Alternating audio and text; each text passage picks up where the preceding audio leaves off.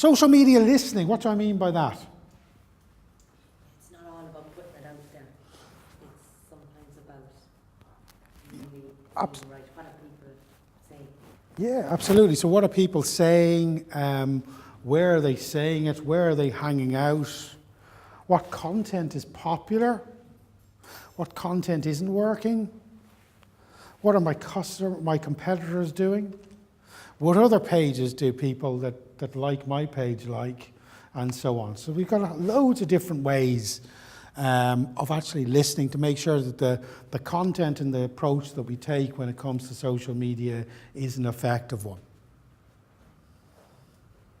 Now, the reality is, and I mean this, if you're a big brand with lots of products and stuff, you need to listen like a mad lunatic all the time because there's going to be loads of conversations happening about you. If you're a garden centre in a suburban part of Dublin, the likelihood there's not going to be a whole load of stuff online centering around your garden centre. So again, listening is not something that should really take up vast amounts of our time. It's a tool we can use to benchmark our competitors, possibly identify influencers, and to make sure that we, I suppose, manage our reputation online should someone be saying something about us.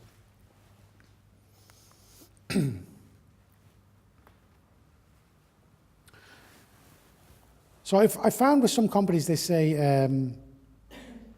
that they listen loads, and their definition of listening is responding to someone's question that's face to face, or looking at something that comes into their inbox or their Facebook news stream. But the reality is lots of stuff is going to happen behind our back that we don't see. So we do need to find it.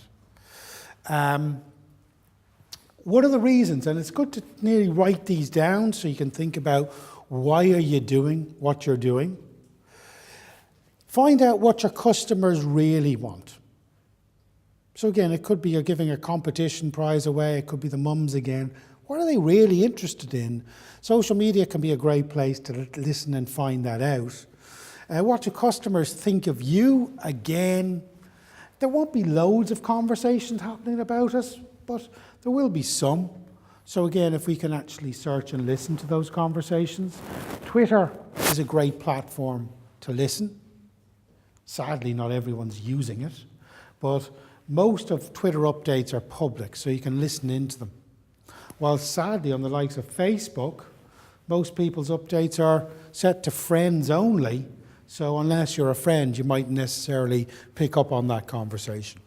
But we can certainly listen to what people think of us. Who are the influencers and advocates online? So who's the local person that's very influential in our space? And how could we engage with them? And social media would be a great place to listen and to start to engage with them. So say we're back to our mums again. Sorry for harping on about the mums. Who are the influencers and advocates online? Who could an influencer be for the mums?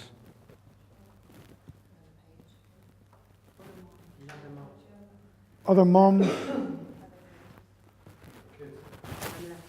Pamela Flood, sorry, I didn't. Do you know, like mummy pages? Mummy pages, yeah. Do you know the works for the Yeah. They're big forums and people would constantly be drawn to them and listen to what people are saying. Absolutely.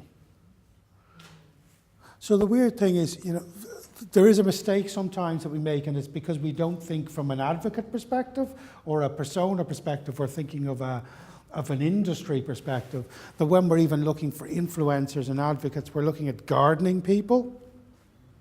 It doesn't have to be. It can be some mum that's very influential that has a garden. That's all it takes. If that mum is influential with other mums, that's all what we need. So how can we engage with that influential mum and get her to start talking to her community about gardening? Where are they hanging out? So on what platforms? So you mentioned the forums. So massive amount of activity in the forums. Then you've obviously got community orientated type Facebook business pages. So as I said, the likes of My Kids Time, which is, I don't know whether it's close to 1 million people have liked it now, all around that target demographic. So again, fun gardening things you can do with your kids, or whatever your angle is to get in there. We talked about what's interests them, but there's a very simple thing we can do on Facebook where we can actually look at who are the people that like our page and what other pages do they like. So it's called, what's it called? We'll look at it later. It's Facebook Audience Insights is what it's called, Facebook Audience Insights, and it's accessible via tools in Ads Manager, which again we'll go into later. But again, I can say, okay, of the people that like my page, what other pages do they like? And it just instantly shows you kind of what other things they're interested in. Obviously, what are our competitors doing? So, who are the other garden centres and nurseries in our catchment area, and what are they doing? And on a very simple level, if I had a Twitter account or an Instagram account, what I would do is I would just follow all the people that follow the other local nursery or garden centre. I mean, it makes sense, particularly if you think that they built up the right local audience. So some really simple tools that we could use. Has anyone used Google Alerts before? So for the guys that haven't, it's really simple. It's just google.ie/alerts. So google.ie/alerts. So what we can actually do here is we can put in certain terms and topics that we want to find content for and see stuff on the web, and we can even get that content emailed to us. So I can use a very generic term, granted. I can say gardening Ireland, only the best results. Here's my email address. Create an alert and send me stuff daily or weekly or monthly. Now for me, if I was creating updates of stuff to share that would be interesting and valuable and useful to my community on a regular basis, by having a bunch of resources sent to me at least gives me something to work off. And it's funny, the stuff that I'm going to see is the stuff that's likely to be more popular than the stuff I don't see. So it will give me an indication of what's working online and what isn't. There's another alternative to this. It's Talk Walker, and again, guys, every slide from today you guys will have in a downloadable PDF. Will get emailed to you, just so you know. So again, there's talkwalker.com again. So I'll go down the old landscaping route. Again, it will just serve me up a bunch of content on the web around that. Yeah. Post-its over there. They're post-its over there. I have one. Yeah, right. Okay, thanks very much. Sorry for disturbing. No, not at all. We're nearly at coffee as well, so we'll try and sort something out at coffee. Does anyone search on Facebook? It's quite insightful. It's quite interesting what you can say. So even on Facebook, if you write down on Facebook, people who like Grow More, there they are, it tells you. So it's very easy to kind of find people. So you think about your competition, people who like your competition, you can start to see these people. Bizarrely, because we are kind of local people, it amazes me how many of these people we will have mutual friends with, or we will already possibly even know. So if we had even our staff look at people who like Grow More and we're working in Grow More, we could start to friend or even get people to ask them to like our page. This is a slightly more complex search tool, but it's a nice one. I can say, it's called searchesback.com, and I can go in, I want to search all of Facebook that are currently based in Ireland or Carlow or Galway or Wexford that have an interest in gardening. And essentially it will give me a list of people that are interested in gardening or whatever topic you're looking for. So it's interesting just to find people. One of the things I struggle with local-based garden centres very often is you look at their fans, and a lot of the people that have liked their Facebook page don't live in their catchment area. And like, what's the point? Like, unless the people that are engaging with you, liking with you, entering your competition, can come and become your customer and buy frequent product off you, we're wasting our time. I worked with a gym in Kerry a while ago, and they had 10,000 likes on their Facebook page, and their Facebook page was probably as good as I've ever seen. They had exercises every day that they did that you could do, smoothies you could make, cool stuff. But when I looked at their statistics in Facebook Insights, over 9,500 of those people lived in Dublin or further away. So I don't care how good their Pilates class is, or however you do Pilates, no one was ever going to drive from Dublin to Kerry in a rainy autumn evening for it.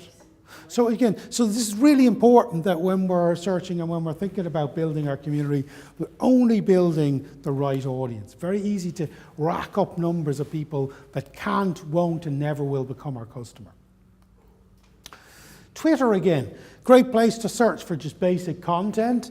So again, I can put just into Twitter, I can put into gardening into my search term onto Twitter.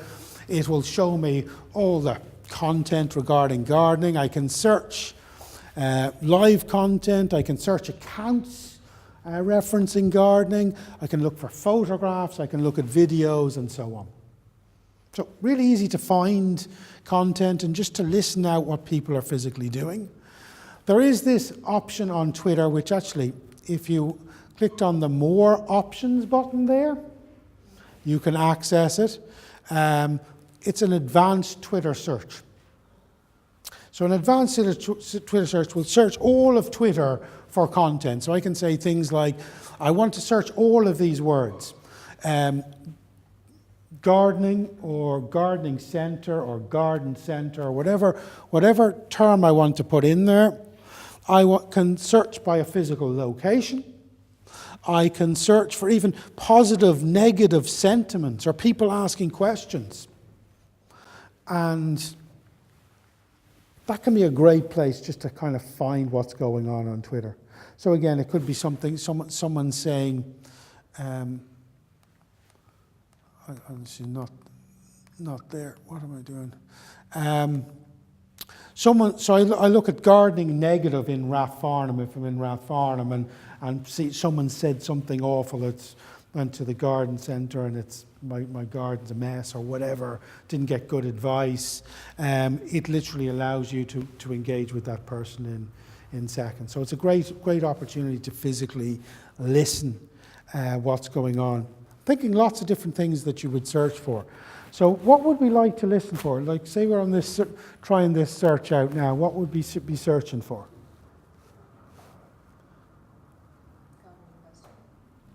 Gardening questions would be good. Possibly people that may mention our gardening centre that mightn't have tagged our name, so we may just run a search on that. We could even start to target from these accounts or to these accounts or mentioning these accounts. So say you've got a local gardening centre that you would compete against, you could put in their Twitter accounts and just say who are the people that are tweeting to them, sending messages to them. It could be as simple as that. So you get a list of people that are talking to them. Now they're people that are obviously, hopefully in the catchment area that you can start to follow and engage with. So there's lots of stuff that we can do online. I often find people are incredibly, they feel like there's nothing they can do. I don't know how to build a following. I don't know how to find people. Simple searches is a great place to find content and to find people and to find conversations. The reality is, this isn't an example about someone buying grass or plants, but the reality is, I told you I used a tool called ifthisthenthat.com. This company, Avaya, picked up on this tweet that was sent. This tweet ended up into a sale, which turned into $250,000. So the reality is, thinking of questions that people would have in the local area, if you are quick, and unfortunately you have to be quick in the world of social, it's amazing what you can pick up on.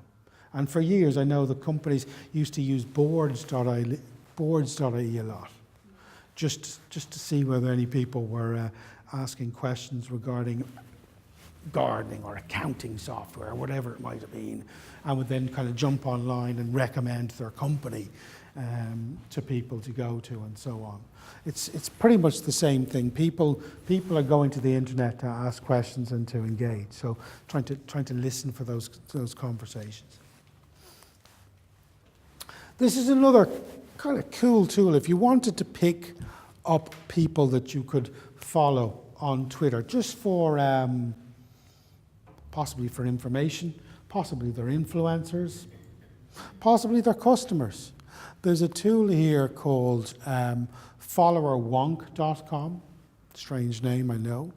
And it allows you to literally, even with a free account, it allows you to put in words like gardener, gardening, horticulture, horticulturalist, nursery, whatever term you want to search for.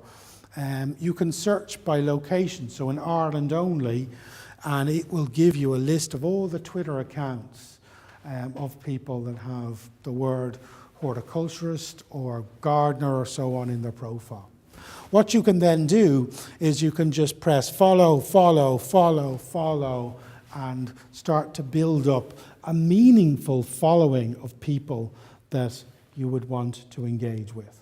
So it's a nice little tool. Have we researched the competition much before?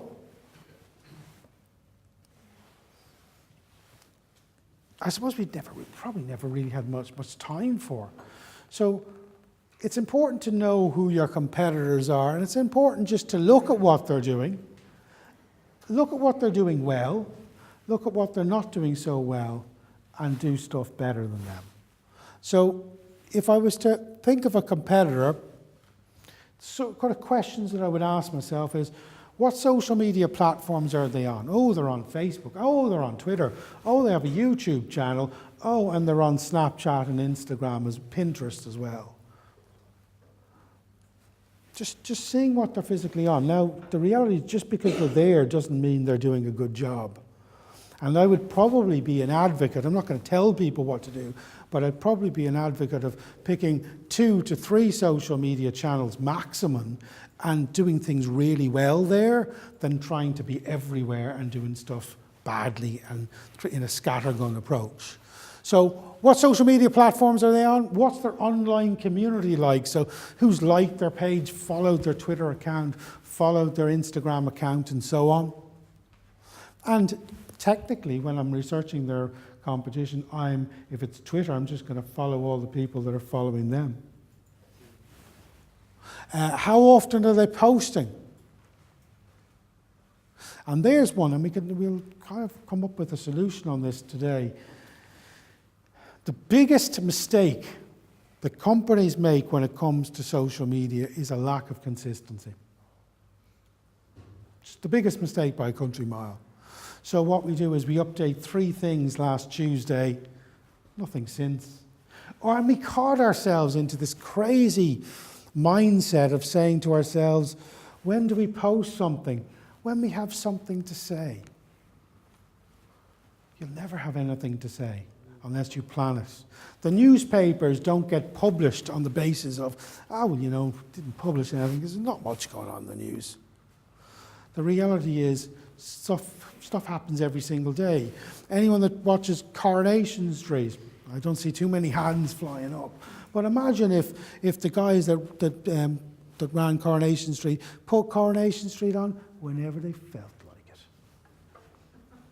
We're going to put 3 back-to-back episodes on of Coronation Street at 2 a.m. Go find that. The reality is it would never work. There would never be a following. It's as simple as that. So the importance of updating on a consistent basis is going to be vital. So looking at your customers, when are they posting and how often are they posting? What content are they using? Are they using videos? If they aren't, maybe we have an opportunity there. What are they doing well? What are they not doing well? What tone are they using? This is another thing that I find extraordinary in the world of social media, is you can walk into your nursery and you've got the most amazing customer service because you're passionate and enthusiastic about what you do. The advice you give is second to none. When we jump online, we're very stern and robotic about what we do, and it's much harder for a personality to come through a screen of a phone or a laptop computer than it is face-to-face. So we really need to make sure that our tone is right. But looking at the tone that they're using, is it good, is it bad? Chances are it's going to be quite robotic. Who are the influencers and advocates engaging with them? So who's the person that's always commenting, always sharing, always liking their stuff? And how big an audience do they have? Just these are all simple things. There's a little, in the notes, there's a little template here that you guys can use. It's not the best template, but it's a template just to kind of, if you like to print things out and fill forms out, it's a nice way where you literally benchmark your company against your competition. And you start to identify what opportunities or threats arise from what they're doing versus what you're doing. That little that was an alarm, not a phone call, because I wouldn't be stupid enough to have my phone not on silent. And that was saying it's 11 o'clock. So I'm literally going to go through 2 more slides, and in about 2 to 3 minutes we're going to break for a 15-minute coffee break. This is another cool tool that we use, guys. It's called Localizer, and particularly if you are going to focus on Facebook as a large portion of your social media effort, which, to be honest, would make a lot of sense. This is a really cool site that helps you benchmark yourself against your competition. So it tells me, I look at Grow More, it gives them a score of 79 out of 100. So 100 would be a very good score, 79 would be a very strong score versus 100. So you'll be able to see what the score is. It tells you what they're doing well. It tells you what they're not doing so well. And ultimately, it will do the same for you. So if you just put in your own Facebook page, it will give you, I suppose, an audit on what it thinks you've done well and what it thinks you haven't done well. So it's going here so you can see quickly, without ever really looking at Grow More site, but just in seconds, 79% of the content going on that site is images, 12.5% video, 8.3% links. So you can clearly see what they're doing. Post by fans, so you can see that there's not that many fans or people that like the page posting stuff to the page itself. Not a big deal. The response rate, it doesn't say, it says that there's a poor response rate. So it's a lovely little way to benchmark yourself with the competition. Sometimes I don't know what I'm supposed to be doing. It's a nice little tool just to use. So it's localizer.com. So it's important that we do look at the competition. So on that note, and then we'll break for coffee, write down Doesn't have to be 5 competitors because you may not have as many around you, but who are the guys that you're competing for business from?